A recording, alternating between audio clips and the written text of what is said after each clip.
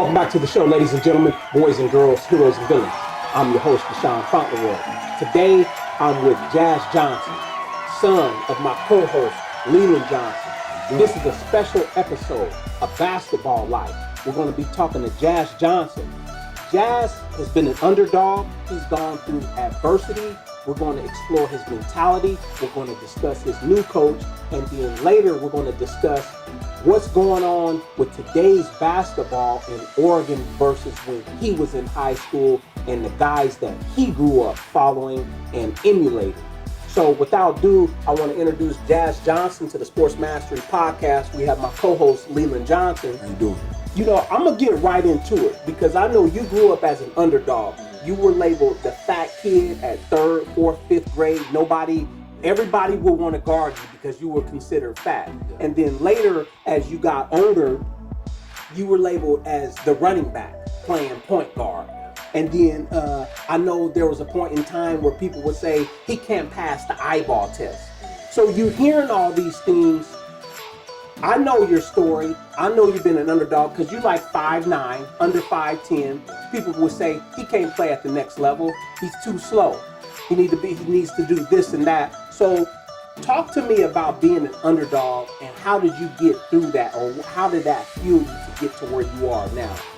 Honestly, I can say that a lot of it I can attribute to this guy right here, just because a lot of the things you said I didn't hear until I was later on in the road. So a lot of those things he filtered away from me. So he did a really good job of making sure that I didn't hear all those things and I stayed motivated and I just stayed in the gym and just worked. And then as we got to a point where I could understand those type of things, what they were saying, and like the perception of what and why they were saying it, then that's when he started to bring it to my attention. And then that's when I kind of took it upon myself to say, like, I want to change these things. So that's really what it came down to, is just like us working together. I would say he's more like the mental side of it, just keeping me focused on, what was really important. And then obviously I got to do the work. And, with his help and all the training that we do, he helped me along with changing my body. And obviously, at one point, proving everybody wrong. So at this point now, like, I lost 30 pounds. I'm 180. I'm best shape I've ever been. And it's crazy because they still call me a football player that plays basketball to this day. And, I look at it now, I look at it as a compliment because football players are some of the best athletes in the world. That's right. That's a good attitude to have. And we've been talking about in prior episodes on having a good attitude. If you haven't heard that, go back and listen to parts 1 and 2, having a positive attitude. One thing you said was key was that your dad, Leland, he did a good job filtering. So Leland, you being his dad and his coach, I hear 2 things. You were filtering, to keep the negativity away. And then it sounds like later you opened the filter up to kind of fuel him when you felt that he was mature enough. Talk to us about your strategies with that. It's just, young kids are susceptible to certain things when they hear it, and it affects them. Susceptible? Yeah, I got you. And yeah, thank you. But they take it, they receive it different. So I knew when to kind of like just kind of like let him have it, let him understand what was out there, let him understand what people was saying after I groomed him, and after it was me making sure he understood that it was always competition. It was always someone always looking at you, ready to compete. Like I had one little thing I used to say to him.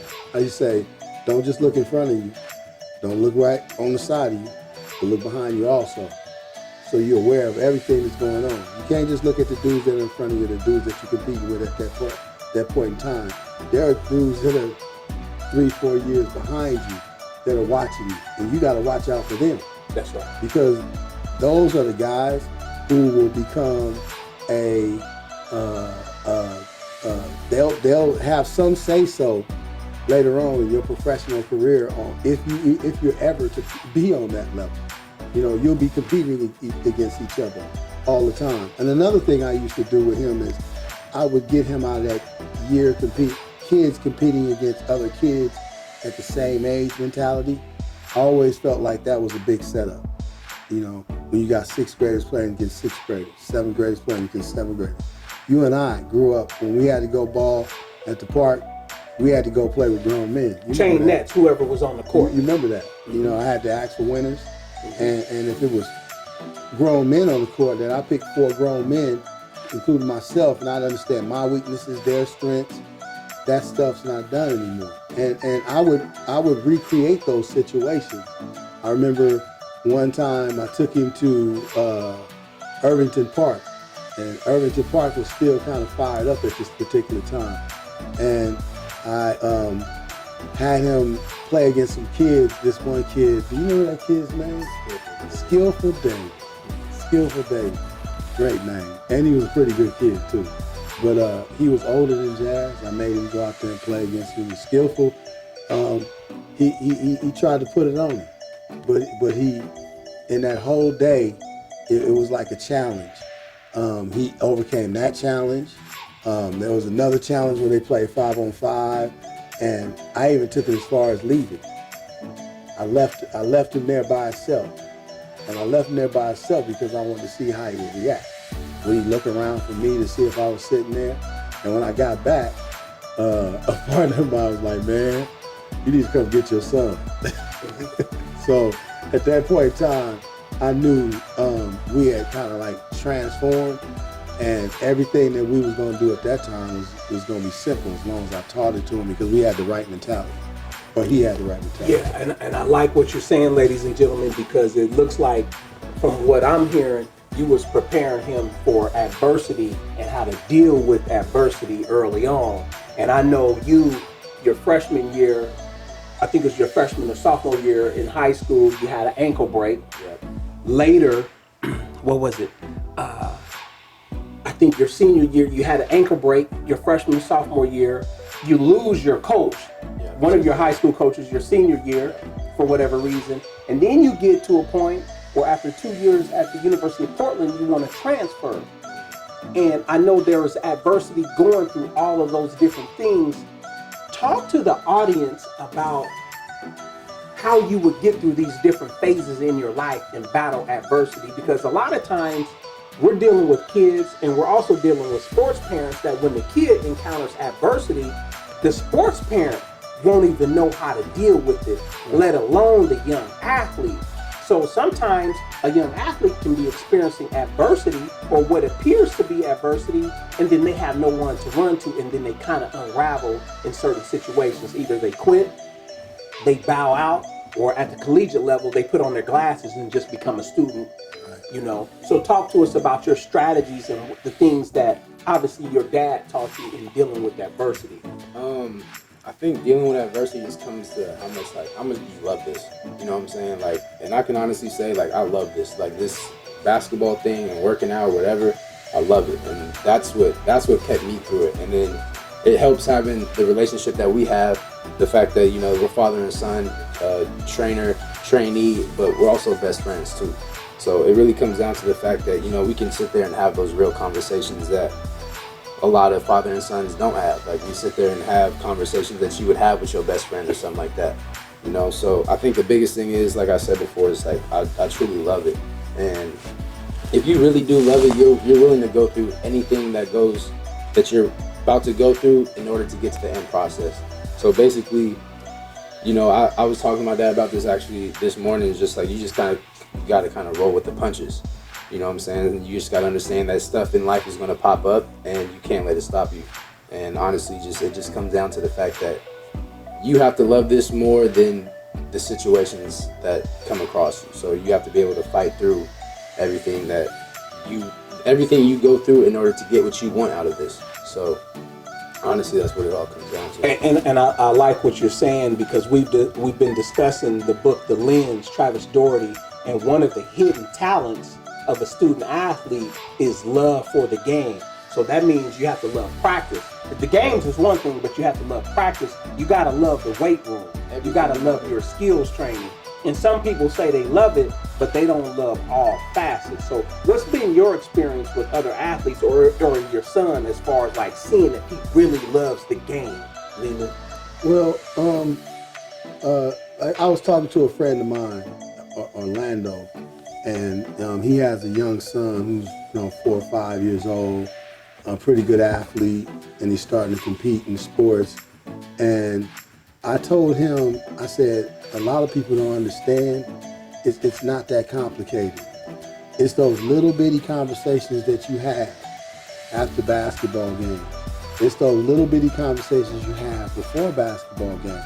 It's those little bitty conversations you have when you're watching TV and something may come up and you go, hey, Jazz, come here, let me show you this. How many times did I do that? Still does that. 22 years old, still every time I'm home, I'll be in my room and he'll yell my name just to show me something. We'll talk about it 30, 45 minutes. And those nuggets add up over time. Those nuggets add up over time.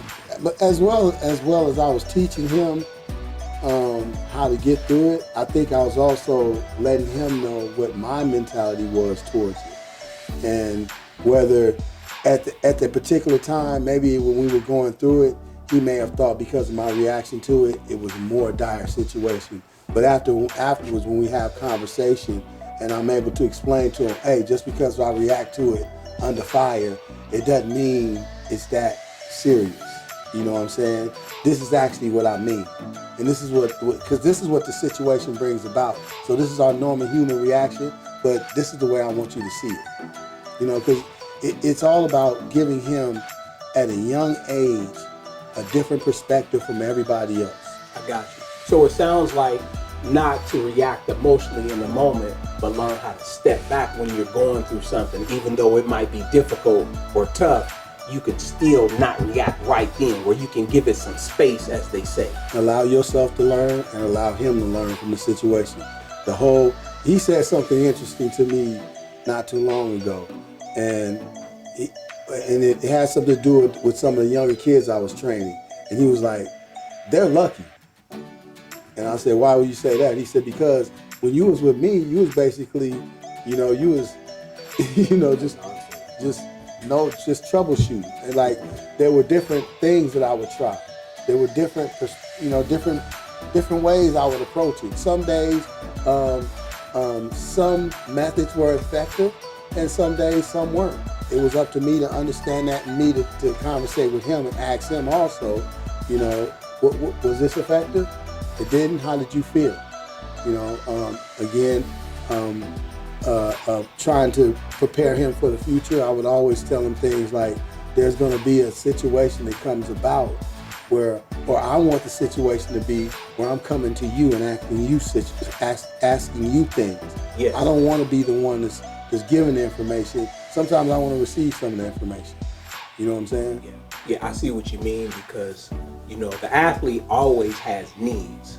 So once you cover the general needs of the athlete, every athlete has specialized needs. So you got to figure out, okay, where are we going to go with our training? What's unique to him?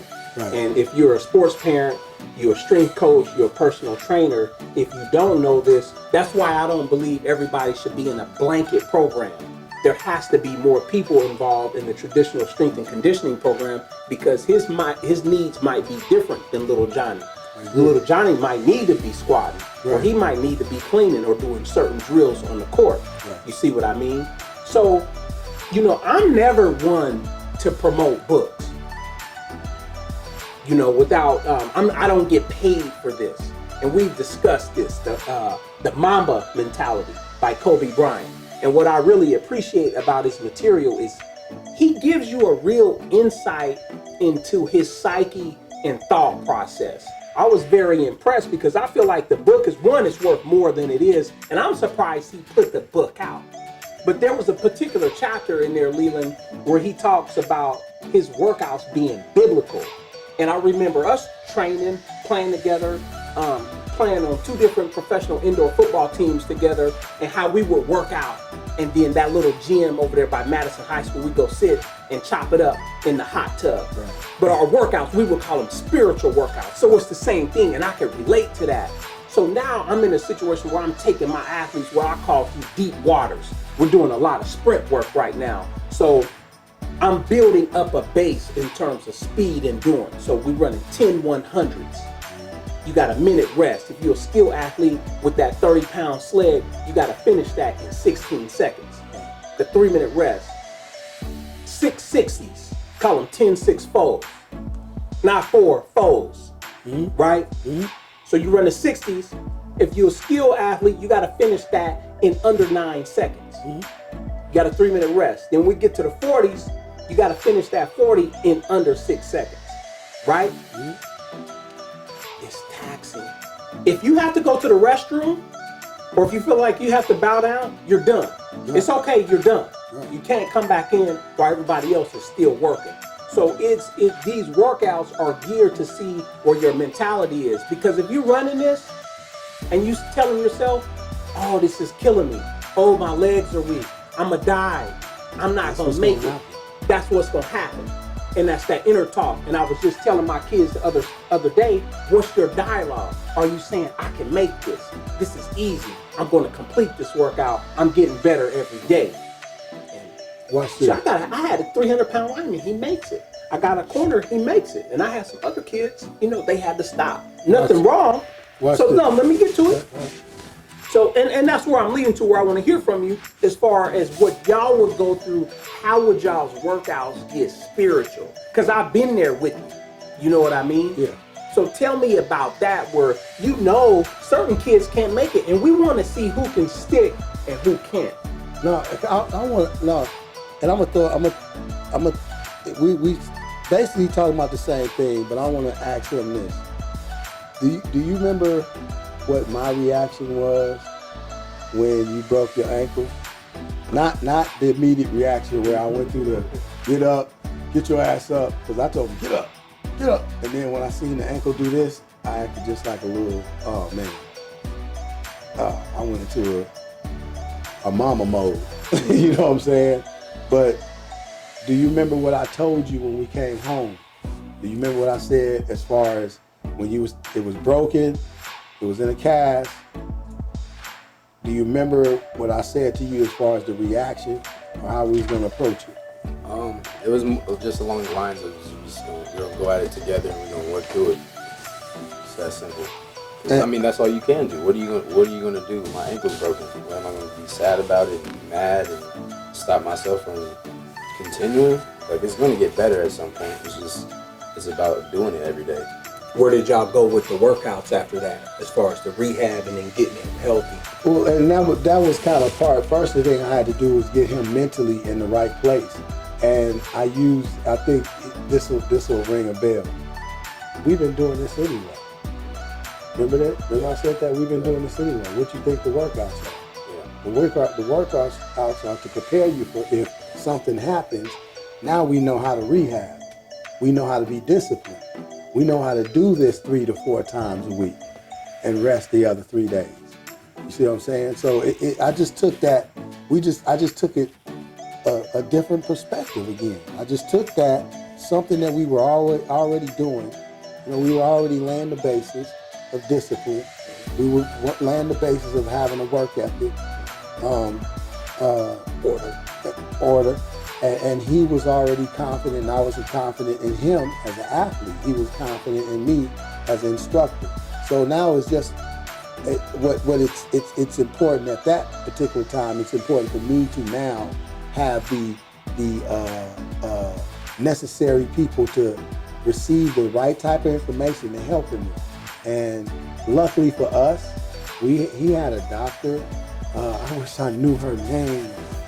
My brother, she was so open on giving us information, completely open. And dealing with different doctors, I found that not a lot of them are like that. And, I mean, she was really, she kind of like was by my side throughout the whole procedure, so I could pick up the phone and call her and say, well, this is the reaction I'm getting. What do you think?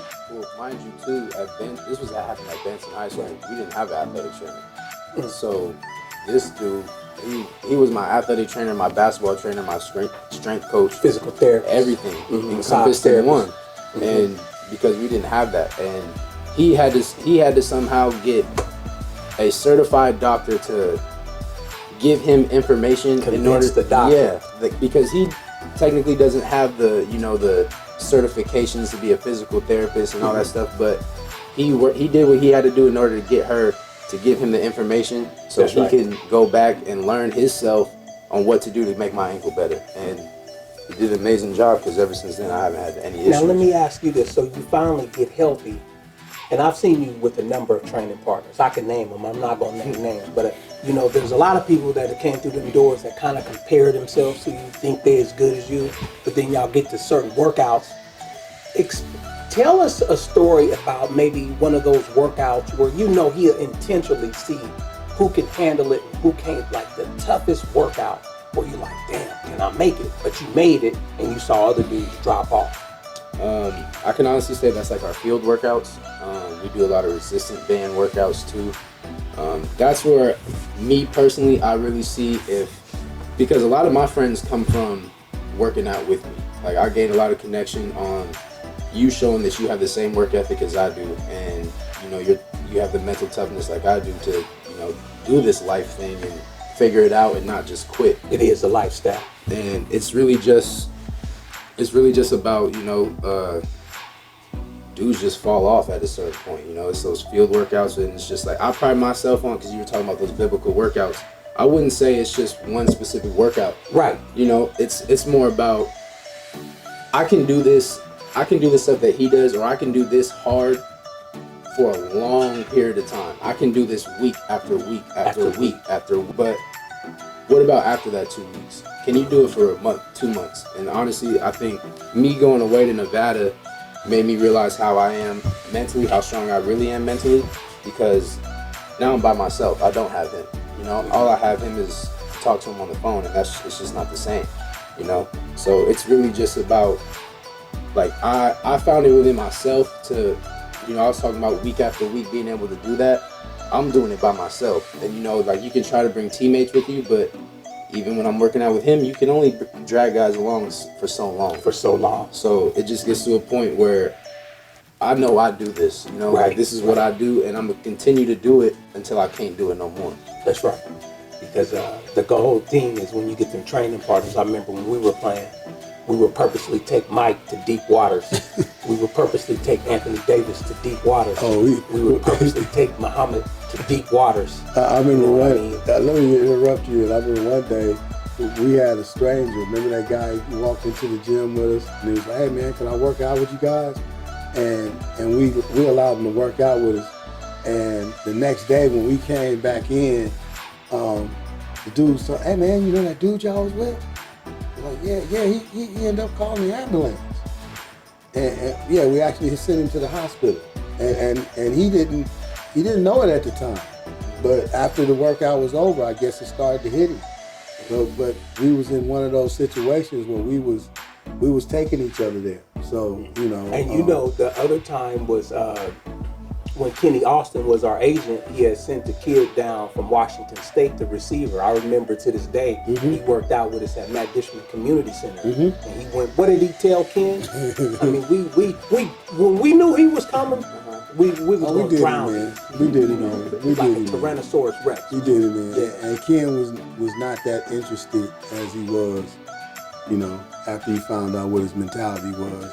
But, that's what type of dudes we were, though. We were the type of cats that on our national championship day, I still remember that Freeman, my boy Freeman woke up like at 7 in the morning. He was up running.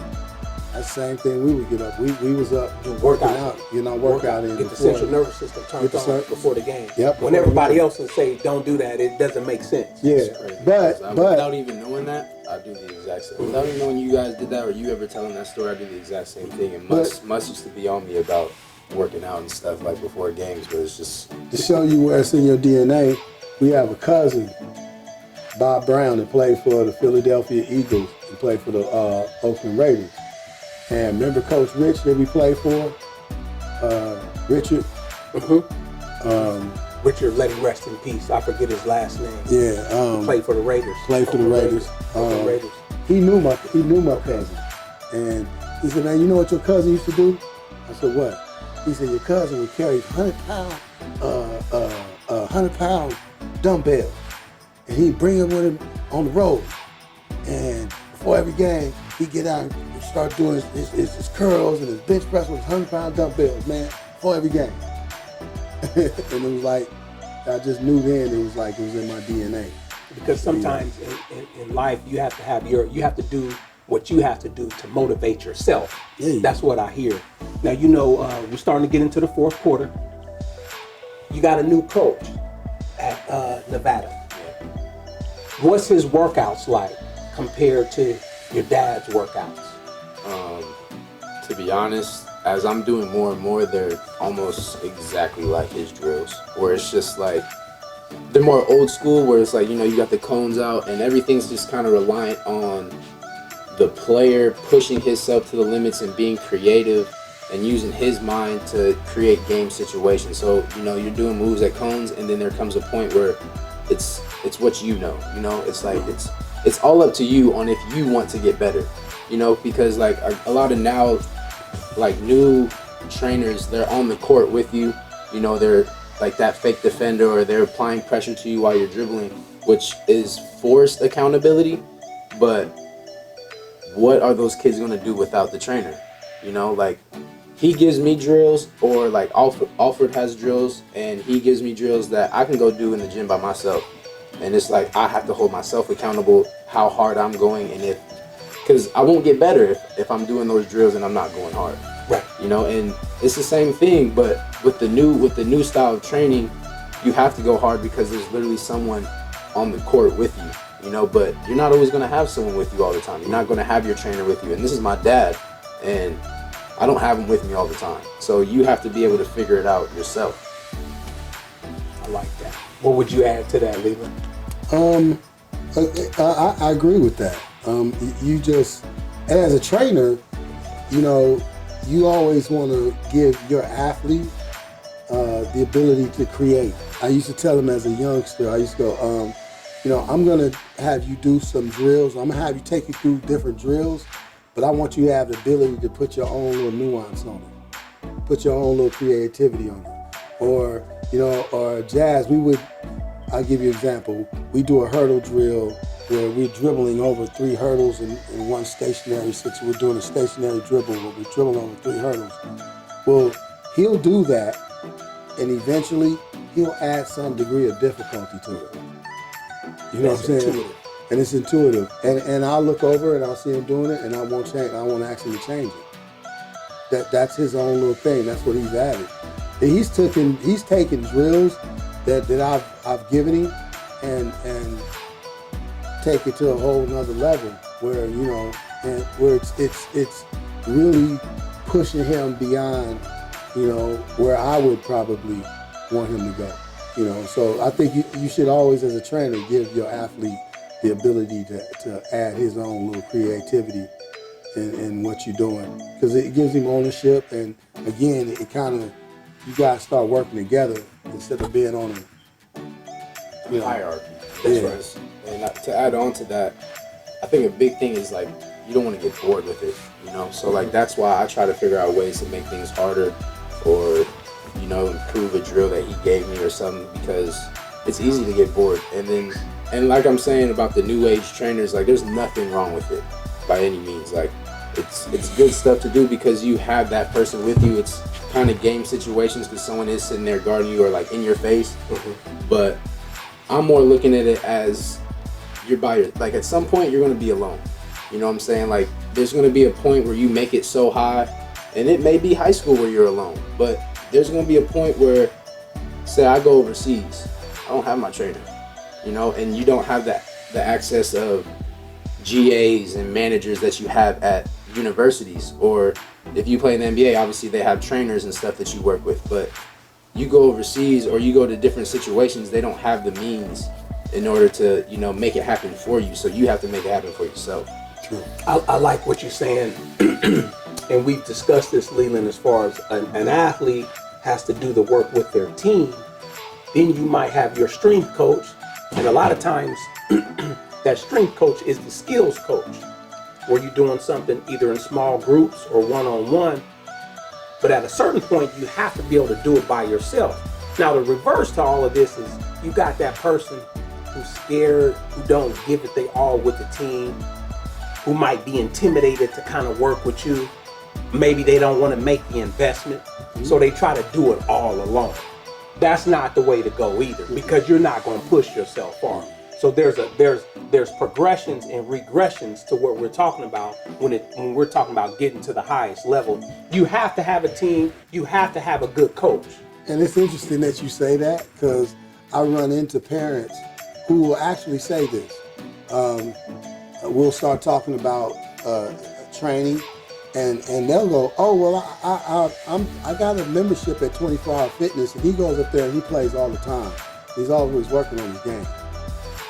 I actually have parents that say that to me, and I go, "So you give your 10-year-old son a ball and expect for him to go up to a court and understand the fundamental functions of dribbling a basketball? And what he should be feeling like neurologically. What he should be feeling like neurologically and physiologically, yes." Ladies and gentlemen, we're going to take a 30-second time out before we get into the 2-minute warning of this episode. This show is brought to you by Kinfolks Entertainment. To learn more, visit kinfolks.com. That's Kinfolks with a Z. You know, getting into the fourth quarter, you know, you came up at a time in a cool, or really, I would say, dope era as far as competitors and other guards and point guards, where you had a Peyton Pritchard, you had a Deontay Strickland. Anthony Matthews. Anthony Kadeem. Yeah. You know, granted, some of those guys, you know, end up falling off, but they're still talented players to this day. Like Silas Alden, he's still a very good player. How would you compare that generation and the guys you came up emulating to today's generation from a mental standpoint, you know? So I'm gonna go as far as this. I think the biggest difference is honestly social media. Me growing up, social media was obviously there, but it wasn't big. Social media has made the world a lot smaller, and today guys are friends now. You know, like they become friends from social media, and you know they grow those bonds together. You know, they play AAU together, and there's no longer like that competition of, like, yes, I was cool with all them, but there was enough distance where, you know, I didn't see them every day and I didn't talk to them every day. So there was still that like, you know, that competitiveness that, you know, we're always trying to be better than each other. We still respect each other, we still like each other, but at the end of the day, we're all trying to make it, you know? Yeah, because it's like on social media, you see them every day. You see what they're doing, but, you know, back then it wasn't so popular. So, you know, when I see him, it's on. Yeah. I've heard about him. I've seen a few clips, but I'm waiting to see his ass. Right. You know what I mean? Yeah. But now you see him every day, so that mystique or that challenge is kind of different. Exactly. You know? And then, so basically, I think guys today, it's different because I think kind of like my generation per se is kind of like the last of guys who were more consistently that just loved the game. You know, they did it because they genuinely liked playing basketball. Not to get likes. Right. Exactly. And now today, guys are looking for likes. They're looking for clout. You know, they're doing it because girls are interested in their success, or, you know, they're trying to get a scholarship and that's it. But, you know, everyone's doing it for like a reason that's like all the wrong reasons. Yeah, it's kind of like you want something out of this. You know what I'm saying? Like, you're doing this to get something out of it. You're not doing it out of pure love. I do this because I love it. I don't expect nothing out of this. But I think if I work hard, I'm gonna get something out of it. But I don't expect anything out of this. But that's why I'm working as hard as I can, so hopefully the opportunities can open up and I can do something to help the people around me. But everyone wants to do it for, you know, their own individual likes and fame today. That's just honestly what I think. Before we close out, Leland, what would you like to share with the audience? If it pertains to the last question you just asked, or just overall, when it comes back to it, I think the parents guide where the kids are going to go. In that during that era, those kids were lucky that they had dads that were very informative. Terry Pritchard, Kanan Chapman, Pat Strickland, Richard Bonton, myself.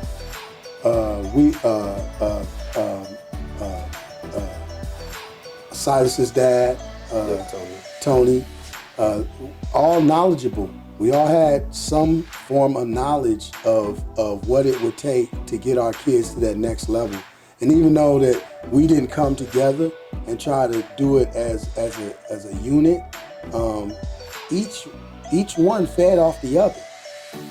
We were close enough where we could see what the next one was doing, and we would try it to see if it would work for us. One day, I had him doing chair shots, working on his jump shot, and I was seeing a video with Kanan's son doing chair shots. Not to say he got that from us, but it created a discipline. It created a discipline amongst that group. When Peyton did something positive, or when Peyton went out and won a state championship, it made a lot of the other kids hungry. They didn't just lay down and go, "Oh, Peyton's great." They were like, "No, I want to knock him off the pedestal." And there's nothing wrong with that. That's just that's just the nature of being competitive. And if you have a problem with that, then sports is the wrong thing for you. It's not for you. If you feel like people looking at you like I'm trying to come at you as something bad, then don't play sports, because that's literally what it's all about. You see the other person from across you, and what's the point of playing the sport if you're not trying to be better than the person that's against you? Here's a perspective that I always look at. When I first started this, okay, I started this in Gladstone, and I ran across a young lady named Lisa who had a nephew named Peyton. Jazz and Peyton played against each other. From that situation, me and his dad got together, and we put him, Jazz, and Anthony, because we ran into Anthony, because Anthony was mulling through a whole bunch of kids. Played against Peyton. And we were like second grade or something. That's how we met Anthony. Me and Peyton were on the same team. We played against Anthony, and Anthony was actually like the best player on his team. Yeah. And then he ended up it became us three after that. And during that time period that we spent together, it was beautiful, because all three of those individuals, me and Terry said would make it, and they made it. They actually made it. Each individual made it, and they're shining right now this very day. I find it beautiful to see now Anthony and Peyton. Anthony, what's his last name? Anthony Mason. Oh, Mathis. Anthony Mathis. I'm sorry. He's at Oregon now. Yeah, him and Peyton play at Oregon together. They're at Oregon together. It's beautiful to see Jazz still having, being able to do what he's doing. It was beautiful to sit back and watch Silas over at Gonzaga. I was glad to see all of that, man, because all those kids grew up with a certain mentality. They had a certain approach, and all those kids had parents who went about it a certain way.